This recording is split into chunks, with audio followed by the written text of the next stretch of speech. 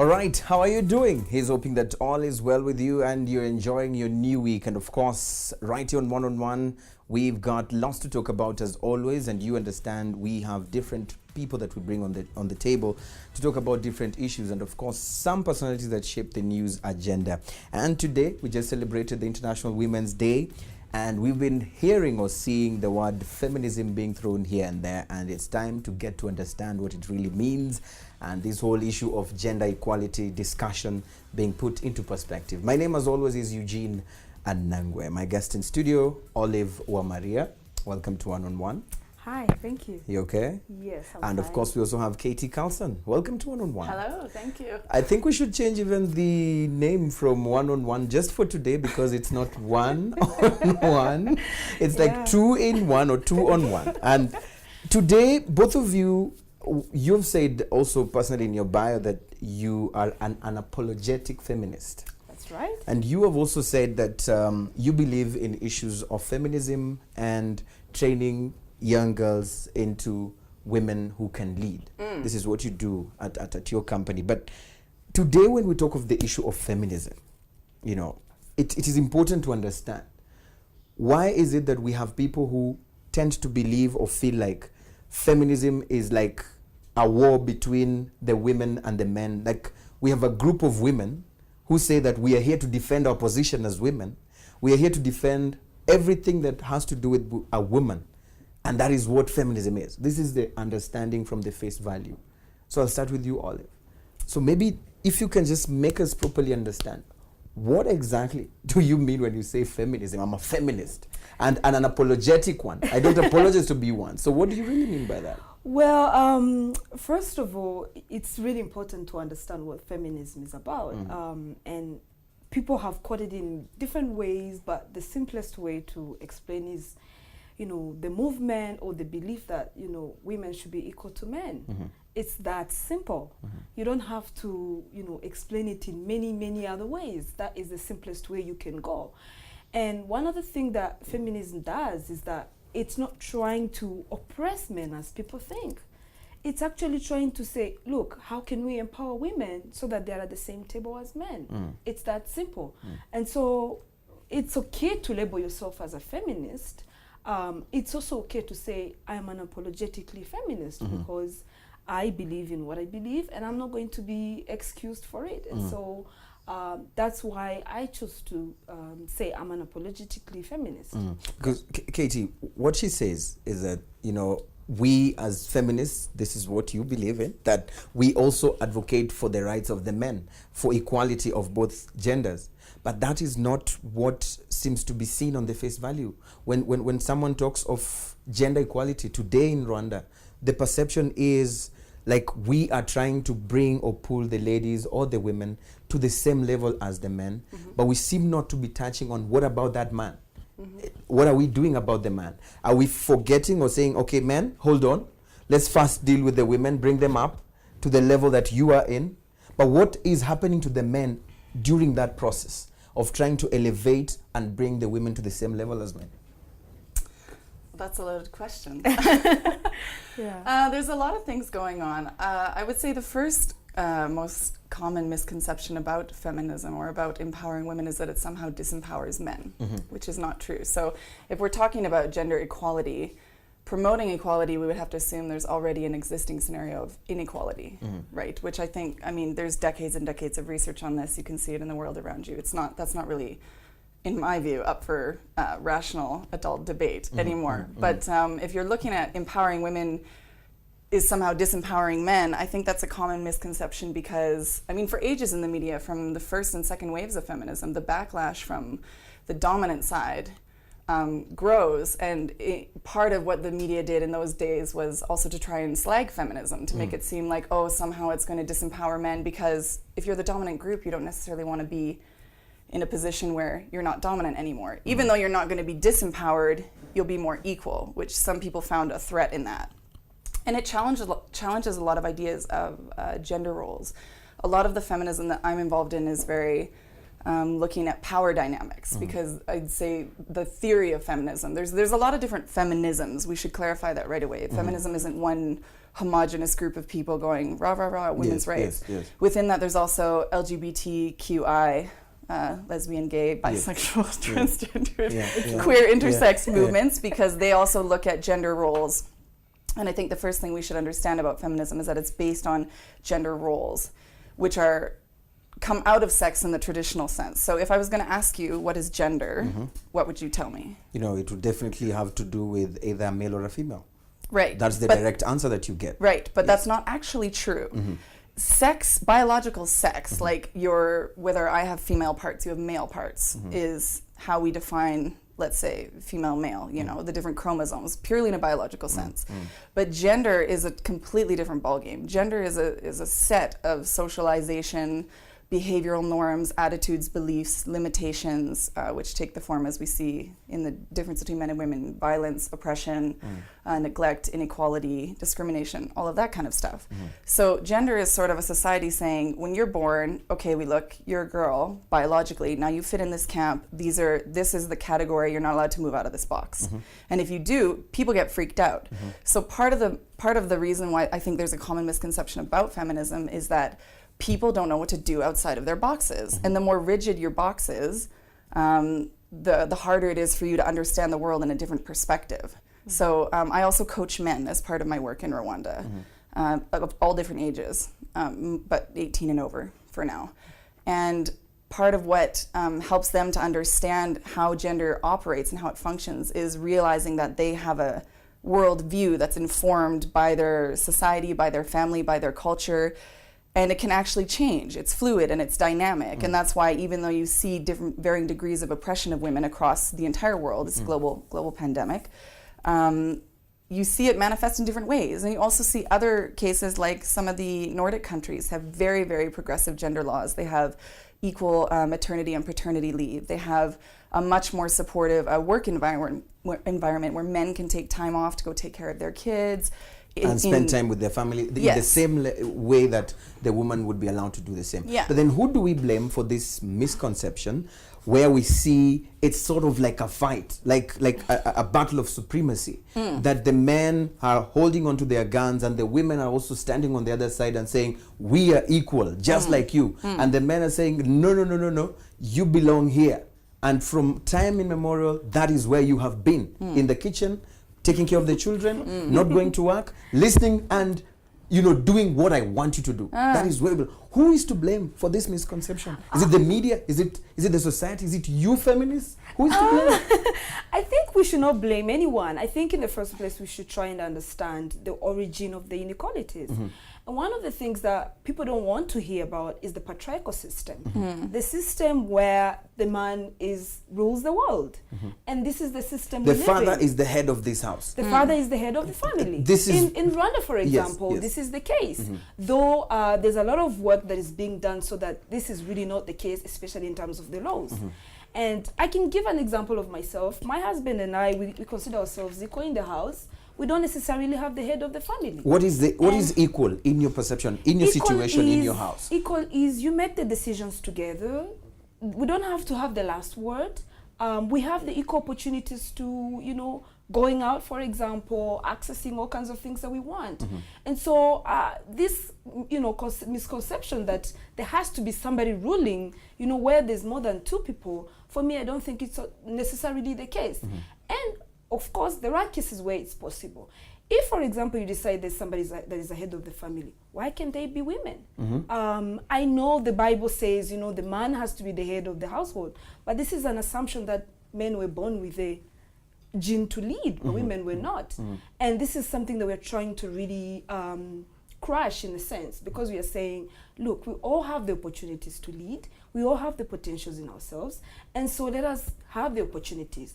And I think we have to acknowledge that when you're talking about gender equality, you have to make sure that you are engaging men as well, that this is really not about just women. And are we you engaging them enough? From are we gender engaging them as enough? Because when you look at the situation as it is today, you will see different organizations or institutions or campaigns that majorly you hear it's women and the talk is too much on the women's side, we rarely hear of the men's side. For example, when we bring this show, I was looking for a men's organization that also advocates for the equality of even men, or sort of works hand in hand with the already available institutions or NGOs that deal with issues of gender. I mean, it was very hard to find one. Do you want the simplest answer? The simplest answer is women have always been left behind, like you said from the beginning. And so we have to make that affirmative action and that double effort to make sure that they're at the same level. Now, we also have, organizations like Rwanda Men's Resource Center that is working to engage men and boys in terms of really promoting women's empowerment and gender equality. Women's empowerment. Yes. And so the idea that we want men's, rights to be also upheld, for me, I think it's absurd because men already have it all. They have all the capacity. Everything is there. Isn't this an assumption? What do we No, use? it's What do we statistics. use? No, exactly. This is what I was looking Do I have to for. pull them out? This is what I was looking for. What are the numbers? What are the statistics? When we say men have it all, we may be stepping into a situation where we are assuming that men actually are having it all, and today maybe there's some men out there who are really facing the music when it comes to these issues, and they're crying, where are you? Who speak for us? Where are the meninists when you have feminists? Don't get started on the menace, because it's a very, very socially damaging movement. Yes. So tell me, Pseudo-intellectuals. how do we have a situation where we feel like we have the numbers to back what we say, that indeed the society as it is, men have it all, without just throwing the figures throwing the word that they are okay, and all this time women have not been to the level as men, so let's put our efforts towards uplifting the rights of the women. So the first thing that I would distinguish is that when we say men have it all, we don't mean every guy's driving a Benz and has a mansion and has his life all mapped out for him. So we're not talking about like somehow men have everything and women have nothing. I mean, in some cases, this is what we call also, if we're going to really get into the theory, which is the part that I really love. Yes. There's a concept in feminism called intersectionality, which talks about where different levels of categories, let's say social categorization, intersect to compound someone's oppression or discrimination. So in Canada, let's say I live in Canada, I face less discrimination as a white female than an Aboriginal female, First Nations female, what we would call Native American First Nations in Canada.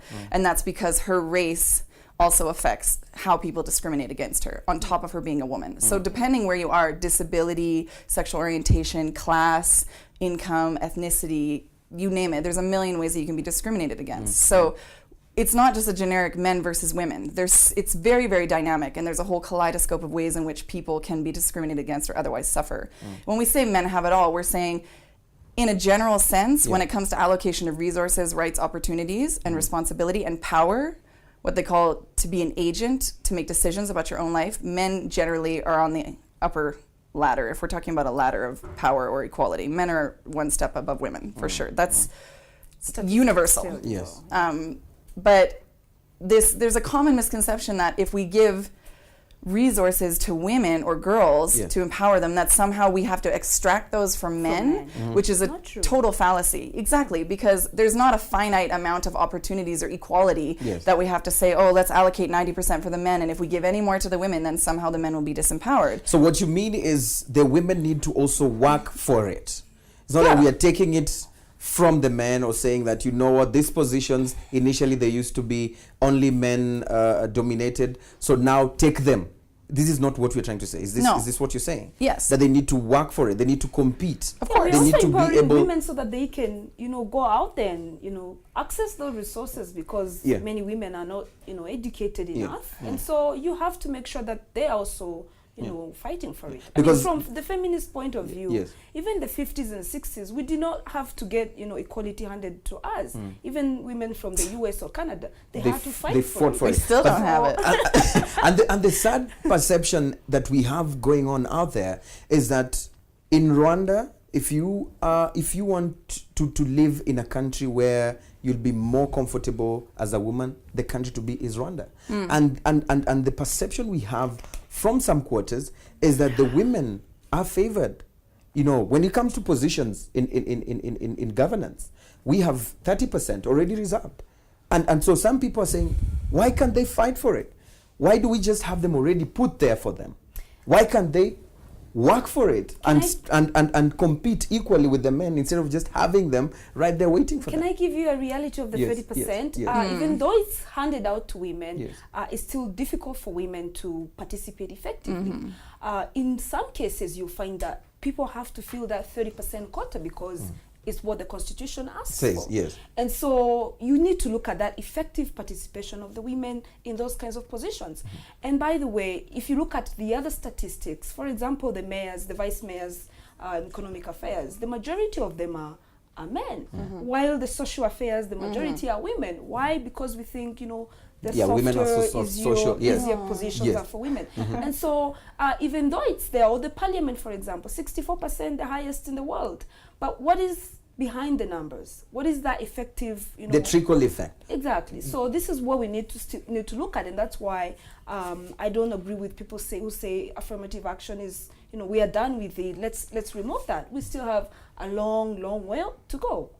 Yeah. So today's men should not be worried at this massive campaign going on equality. Should they be worried, Katie? No, and I'm glad we're coming back to that, because my other point was to say we're not engaging men enough. And that's one of my niche areas of interest, and one of the things that I think we need to be doing more of, because one of the biggest barriers we face, including in Rwanda, Yes. is a complete misconception of what it actually means to have a gender equal society.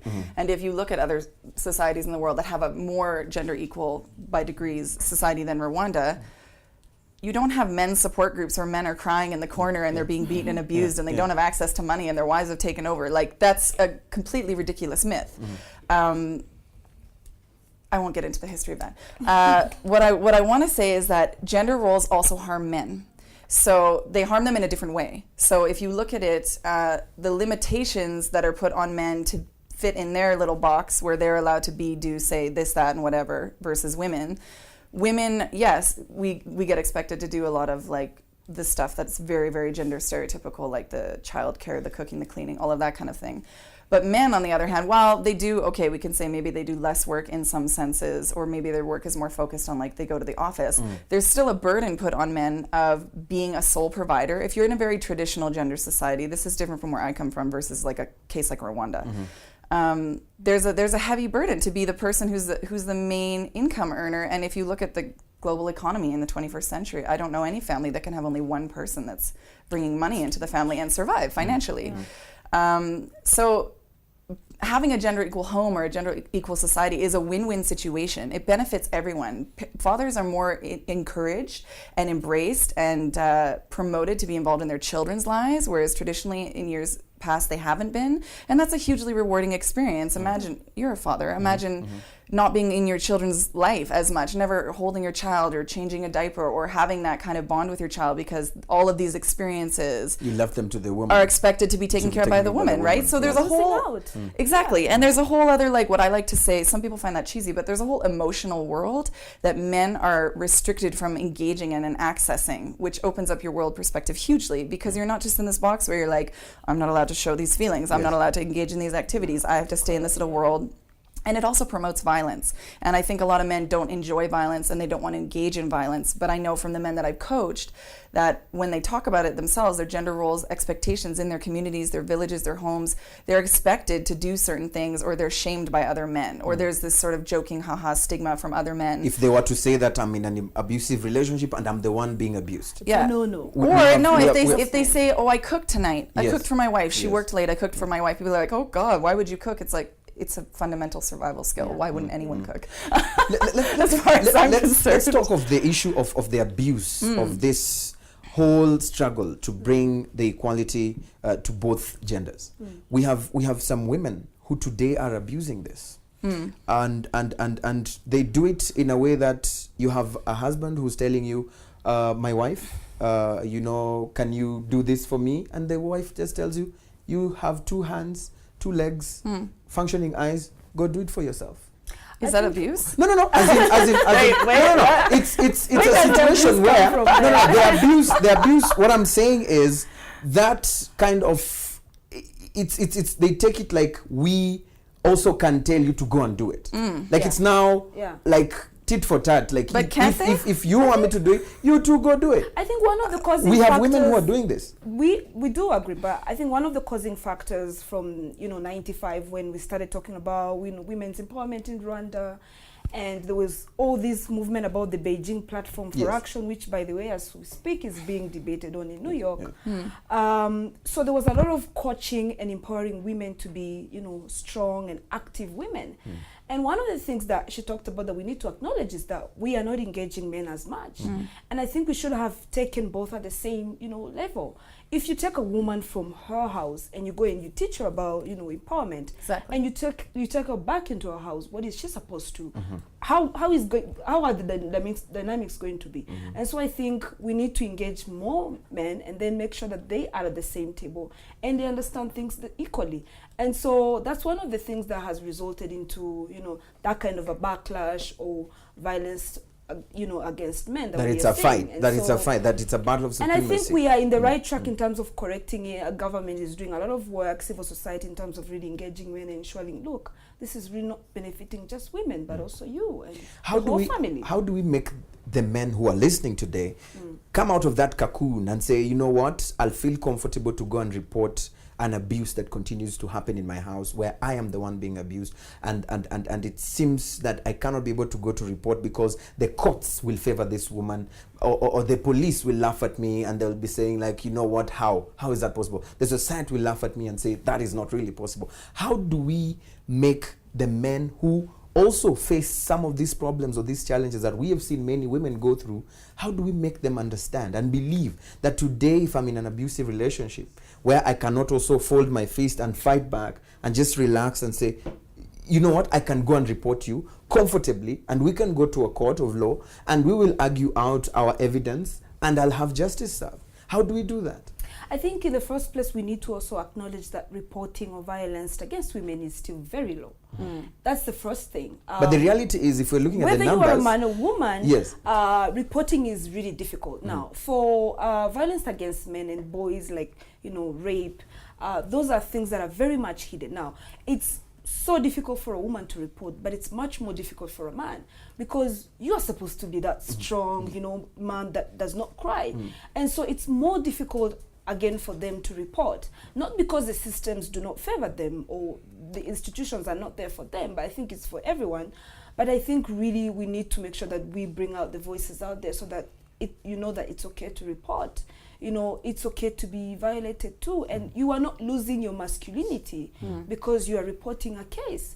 And so I think that's one of the things that we really need to do. And then the other thing is we need to deconstruct this kind of masculinity that men think they're these strong people that don't get hurt. Men also get hurt. And by the way, if you don't cry as a man, you have problems. You have problems. It's wrong for you. You're emotionally dysfunctional. Crying is good, and so releasing out things is good. And there's not. It's the reason why the majority of suicide rates are high in males, because they keep it. Yeah. They keep it. Yeah, and also because they don't have that social support around them to really talk and bring out the issues. And so for me, I think that's one of the things that we need to emphasize on. So where do we move on from here, Katie? Because she has said we are not involving men a lot, which you also have supported. But why? You have the power, you have the authority. What do we do from here? Yes. Okay, so the problem is, though, as much as this conversation needs to involve men, we still cannot just turn a blind eye to the fact that violence against women is a global pandemic. Like in the trillions, billions, I can't even... 1 in 4 women in Rwanda. Start with that. Yes. 1 in 3 globally. In some countries as high as 70 to 80% of the female population is abused physically or sexually. That's just a small statistic compared to all the other ways that we have to deal with issues. So the reason that there's been a focus on women and people hear about it is because women are starting from such a low level. So when they talk about... okay, let me skip that. If we want to be fair, I think that the first thing we need to do is to be fair and to be honest. I think really egos get in the way in these conversations, and I really have no patience for egos in the sense of being like, one side is banging its chest and saying this, that, and whatever. Yeah, men need to be engaged, they need to be involved, but at the same time, it's like, it's difficult for men to report violence, sure, but it's also extremely difficult for women to report violence and get taken seriously or not be re-traumatized. Like, there's more cases than I even want to tell you, like in the thousands of women actually going to report a rape and actually being raped by the police officer she reported to. And in the case of like, the gender roles play such a huge role in this, because when men are raped or abused, it's usually by another man. So gender inequality isn't just between men and women. The ideas of masculinity are also like power standoffs between men and men. Yeah. So if you look at like cases of rape in conflict, where men are raped in conflict, it's an act of power, it's an act of denigration, where it becomes the whole theory again. But it's like the feminization of that man, and to be feminine is considered on a lower status than to be masculine. So feminize that man by raping him, right? That's one example, right? And it's conducted by other men. So even men are enacting gendered violence against other men. I think the number one thing we need to do, because we've gotten way too ahead of ourselves in other ways, there's women like Olive and I, and I'm so honored to have your company, who study this, and we live and we breathe it, and that's been a big part of the feminist movement, is women getting really involved in it, because it's something you can see in the world around you, and once you see it, I like to say you can't unsee it. You start to recognize it everywhere. I literally have 20 million moments in a day where I realize like that there's some gendered BS going on here, right?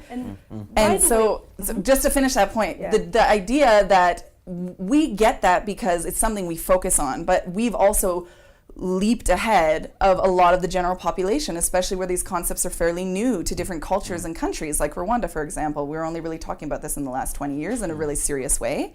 If people don't understand the basics, there's no way that we can talk about things at a more advanced level, like gay and lesbian rights, those kinds of things, the gendered roles that are involved with that, abortion issues, all of that kind of stuff. People need to understand what it means to actually desire equality and what it looks like in real life, not these myths about how you go about such situations without having to feel like one gender is more superior than actually the true meaning of equality, not oppression of another, but the actual true meaning of equality, which is what we emphasize. And this is what brings me to the next question, because I will, as I promised earlier, I would bring the perceptions on the table for us to try and have facts on them and have properly informed answers towards them.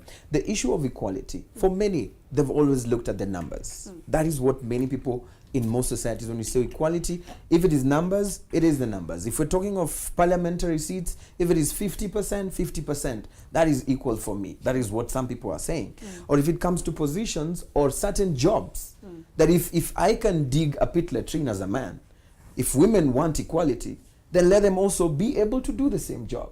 And not just say we want to be equal only when it is good stuff. These are the arguments out there in the street. I think that's a very bad quote I've seen, on social media, that there are certain things that women don't want to do because they are dirty jobs and they involve, so much work, things that they don't want to be involved into. But I don't think, for me, it's really looking at it, from that perspective. The idea is you have the same opportunities, you have the same, benefits as I do. And if I want to apply for a job in a pit latrine, I can do that if I want to. So there's men that won't do it too. And there are men who won't do it. The idea is if the woman wants to do that kind of a job, she has the possibility, the education, everything accessed to her to be able to do that. Not because, she thinks, this one, no, because it's dirty. And so I think for me, let's start first with understanding that, gender equality is a must. And we have to realize these kinds of equality and human rights that we're talking about. And so once we do that, I think things will fall into perspective. And when you talk about numbers, it's not just the numbers. Numbers are good, but we always need to look behind the numbers, Just because we are at 64% does not mean we've reached there. Sometimes people think we've reached there, but we have not. Women still suffer issues like, sexual abuse, or sexual harassment in the streets, or sexism, very, very bad things. And so, looking at the numbers is one thing, but also looking at the society, how it poses today, is another thing. As a feminist, do you think these numbers have worked for the women? Let's talk of this whole global campaign of equality. Have these numbers, 64%, very impressive number. We see global rankings, Rwanda having a very good scorecard when it comes to this issue. But on the ground, as a feminist, as people who have worked with these young girls on the ground, or some young women, do you feel in their mood, in the things they go through, do you think these numbers have helped them? I think the numbers have helped in the sense that they've helped Rwanda be, on the global radar. We are accessing more, funds. We are getting more opportunities, as a country, to be able to place ourselves there. We are being, visited every day to see what so that people can learn from us. But that's a good thing. I also think it has empowered lots of women. The woman in Cyangugu or somewhere, she looks at women in parliament, she says, I want to be there. And so it's giving a lot of confidence to women to be there. However, I think when you look at the ground, what's happening there, we still have a lot of things to do. And for me, that's what I keep stressing. It's really entrenched in the patriarchal system. It's difficult to change the cultures and the beliefs. And so for us to go through that road, we need to make sure that there are things that we need to change along the way. And so it's going to take us time. I'm going to say there are so many things that we've achieved. But at the end of the day, I think that equality we are looking for is something that we are looking for. The other example I wanted to give is, for example, we have so many men that are cook in the hotels. But the minute they step into their homes, no, they can't do that. And so you will just try and understand, why is it that you are able to do that as a job, but you can't really do it in your home? Is it because you don't think it's, when it's in your home, it's uncared, unpaid work? Or because they're genuinely tired. Genuinely tired. The women are tired too. Do you Women are well rested all the time. The whole night, the whole day. Speaking, women work tirelessly from 5 in the morning to 8 p.m. when they go to sleep. Even women who have a 7 to 5 job, they still go home and they still are expected to cook and make sure that everything is clean. What is the man doing? Watching TV, reading his newspaper. And so we need to also look at these things that are changing. Why are things changing, at the job place? But when we get home, it's a different thing. Why is it that women continue to work more hours than men? And also, why is it that women are doing a lot of unpaid care work compared to men? The work that is not valorized, the work that is not, paid for.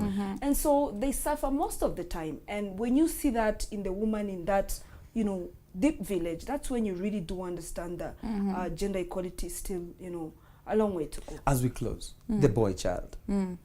Some people have told me some very crazy things, saying, you know what, Eugene, nowadays when we only talk about the girl child. We have campaigns, NGOs come to these schools and they donate sanitary towels, they bring all sort of things, but the boys are just there. What happens to the boy child? Why can't they bring them balls so that they can play some football, have fun? What happens to the boy child? What do we do to the boy child? Okay, so let's just clarify one thing. Menstruation is not enjoyable. Nope. First. Okay, so having a girl get sanitary towels so she can still attend class, not be humiliated by her peers or her teachers, and actually finish school is a fundamental human right. Yes. Having a ball to play with, I don't know how much of a fundamental human right that is. And there's lots of other organizations like Right to Play, which also works in Rwanda, that engage those things. So I think this is really a misperception of resources and time being allocated to something which somehow will neglect the other. The reason that you feel this way, or that maybe not you feel this way, but some people perceive it as that, is we don't talk about usually all the privileges men get. We talk more about how women are disadvantaged. And because men are privileged from the time they come out of the womb up to their entire lives, simply because they are men, because they were born biologically male, it's ingrained in society. So you don't hear people talking about it, people coming and going, oh, let's make like Forbes, when they say richest people in the world, do they say, they don't have a richest man list.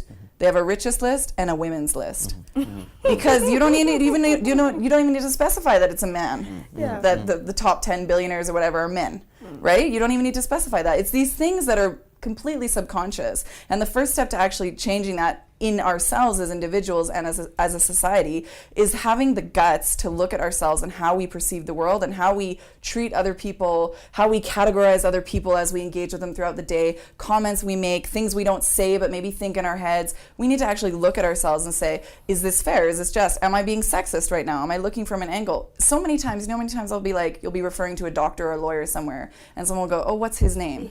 And they automatically assume it's a he. I tell an anecdotal story about a doctor who gets in a car accident with his son. He goes to the hospital and everyone's like, oh, the kid's gonna die, we have to go into surgery right away. The surgeon comes in and says, I can't operate on this boy, he's my son. And nobody can tell me who the surgeon is because he was in the car accident with the father, because nobody can understand or perceive that the surgeon is the mom. You know how many times I told that to a room full of men, and they will literally sit there for 15 minutes trying to figure it out amongst themselves. I'm like, the surgeon's the mom. But it's because it's not their fault. It's not an indictment on them. It's because we live in a world where these are just natural assumptions. If you wake up every day, in Rwanda, I can generally say, oh, it's probably going to be about this temperature. You know, I'm going to get used to that. If I wake up one day and it's minus 10, so these are things that are deeply rooted what's in our going minds. on? Yes, you know, yes, they're deeply rooted in our minds. Exactly. You don't even think about them anymore. Yeah. Yes. All right. I'm told our time is up, and I really hope we had more time to really dig even deeper into this issue of gender equality and inequality at the same level. But I want to thank you so much for your time. Thank you very much for having us. Really, thank you so much. Yeah. I'm hoping that you will connect me with these men organizations that are also working to They're promote amazing. promote gender equality. I would love to hear their stories. They're having I'd fabulous Great. results. and I would like to hear probably their point of view on this whole issue. Yeah. And how they're dealing with it. And hopefully they will change your views as well. No. I know where I stand. Yeah, and this most of guy. the time, I represent those who are out there who are not able to come to this place to ask these questions. Yeah. So I thank you so much. Thank you and very much. the humility to come to share with us this Sure. information. Fun. Absolutely. Thank you. Olive, thank you for your time. Thank Katie, thank you you. for being with us. Yes. And there you have it. 1-on-1 comes to an end. It's actually 2-on-1. It's not been equal. I can say that. And you can see and attest to that. It's not equal at all. So I thank you so much. Keep watching and leave us your comments. Rosine, thank you so much for your Twitter messages. And of course, Archie, Henry, and all those who have been retweeting and waiting so eagerly and patiently for the show. It's a wrap for now, but we'll keep the conversations going.